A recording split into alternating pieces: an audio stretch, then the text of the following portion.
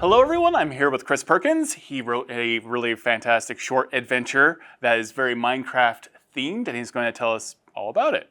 So this short adventure is called Lightning Keep, and what it does is it takes some of the monsters that we released earlier this year in a Monstrous Compendium Minecraft themed digital product and kind of sculpts an adventure around those monsters. So if you're a DM and you're looking for a short one-session experience, you can download a copy of this adventure, Lightning Keep, and also use the stat blocks for those monsters that came out earlier, and basically, take your players on this fun little adventure. And in the adventure, like with all adventures, even if you don't want to use the Minecraft monsters, they're really easy to sub out. The story behind the adventure, I don't want to spoil too much. Suffice to say, it involves a dragon who's misbehaving, and the characters can do something to help some people who are threatened by the dragon. And that something takes them to this location, Lightning Keep, which I must admit was somewhat inspired by Flash Gordon the movie. Because there's that scene in the movie where they activate the lightning shield around the capital city to keep Flash Gordon out, and he finds a way inside anyway. And that image stuck in my mind. Plus, I've always had sort of an affection and fondness for lightning, and have been struck by lightning at least once in my life. So, you have? Yes.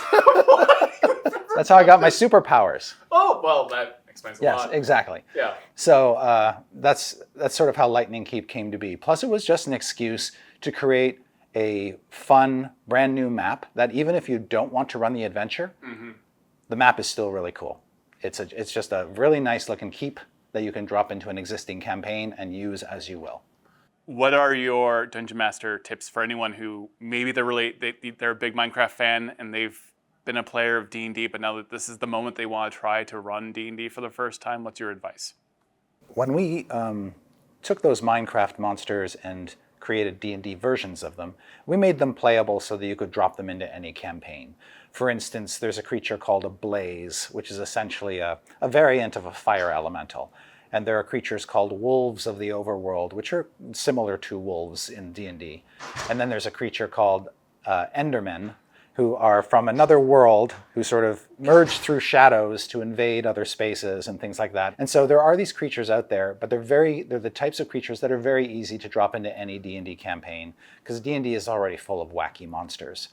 What we wanted to do here was just show how these monsters can fit very easily into a very standard D&D adventure. And Lightning Keep is designed for third level characters, so it's pretty low level, it's easy to use.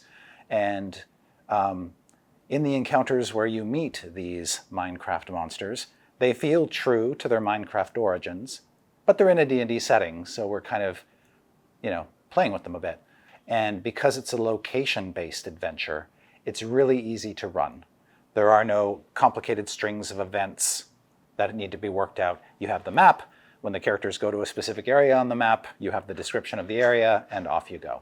Short adventures like this one are very customizable, and I think that's really the key, and the advice I give to DMs is if the idea of the characters exploring a keep and unearthing its secrets are kind of fun, take a look at the adventure and then adjust it and modify it as you see fit. And the adventure will help you do that in some respects, and in others, as a DM, you just have license to do what you want.